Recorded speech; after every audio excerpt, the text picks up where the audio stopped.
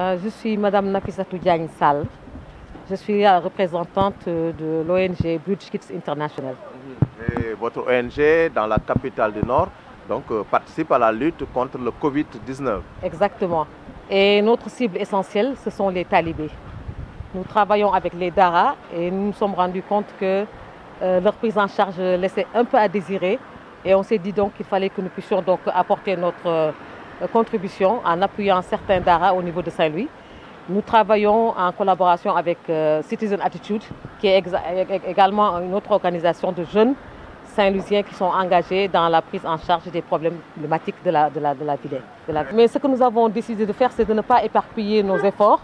Donc nous avons demandé à travailler avec un Dara que nous avons pris comme un Dara pilote,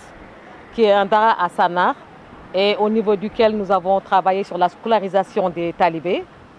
et avec lequel également nous avons travaillé sur un problème de développement économique, à savoir la mise en place d'un poulailler, parce que nous nous sommes dit que les enfants, quand ils sont au niveau du Dara, ils peuvent grandir avec un métier.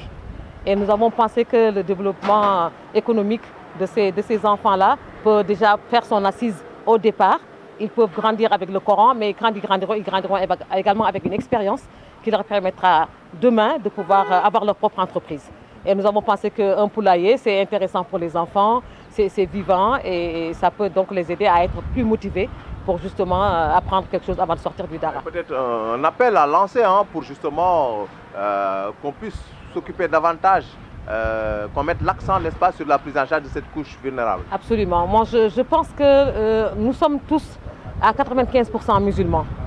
Et le problème des talibés au Sénégal est un problème vraiment crucial. Un problème très sensible qu'on ne veut pas toucher, mais pour lequel on peut trouver facilement des solutions. Et nous, à niveau de Bridge Kids, nous pensons que si, par exemple, on s'engageait à pouvoir faire en sorte que les Dara puissent être exactement des centres de formation où le salaire du marabout est pris en charge, comme le salaire d'un directeur d'école est pris en charge, ou comme le salaire d'un maître est pris en charge, on pourrait déjà commencer à avoir un début de solution. Une autre solution serait également de pouvoir créer des centres au niveau de chaque village pour éviter justement que les marabouts soient chargés d'être responsables d'un nombre trop important d'enfants. Et donc je pense que si on pouvait travailler sur la mise en place de centres de formation religieux au niveau des différentes localités du Sénégal, ça aiderait à amoindrir le problème. yaakaar naa ni tey ku nekk xam na ni lii métti na si ku nekk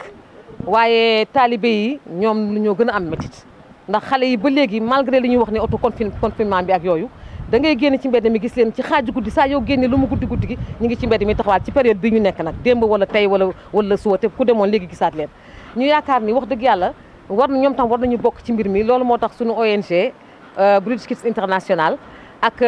Citizen Attitude bi nga xam ne tam ay jeunes la boole yu nekk ci Ndar yu problème mu Ndar soxal ñu ànd boole suñu doole wax ni xëy na mënuñu lépp waaye ñu def li ñu mën wut tuuti eau de javel wut tuuti madar wut tuuti gel alcoolique wut biscuit tam tuuti parce que xale itam comme bu leen tale génn ñu ngi ci daara te xiif nañu ñu yaakaar ni kon buñu leen booyalee ñu lekk set am tuuti lu ñu gànnaayoo itam ci seen mbirum lekk dana tane waaw. ngeen di ñaaxaat nag kilifa yi ñu bàyyi xel bu baax. waaw parce que xam nga taalibe yi man dama yaakaar ni bu fekkoonte ni engagé woon nañu ni ñu créé ay école ñu créé ko ay centre de formation religieuse wacc ko ci district yi ba nga xam ne benn xaleel du génn fi mu nekk du sore papaam du sore yaayam su xëyee dem ci centre bi jàngi bu ngoonee bu wàccee dem ci ay papaam ak yaayam te ñu wutal nag ñuy jàngale alxuraan salaire waaw salaire bi rek moo koy réglé waaw wutal leen salaire di leen fay mooy réglé problème bi waaye bu fekkee dañu bàyyi daara yi rek ku nekk ni sama ay xam laa la laaj te doo joxee dara wax dëgg yàlla ndax ki ñun doon jox léegi don yi nee nañu xale yi fi mu toll képp léegi seen problème mooy dañu xiif amuñu lu ñu nekk amuñu lu ñu naan loolu moo tax ñun prévoir wuñu sax ay biscuit mais dañ ne nañ ci dugal en attendant biscuit te fi mu nekk bu ñu jógee fii léegi lu ñuy jox xale yi ñu lekk mooy nekk suñu prochaine étape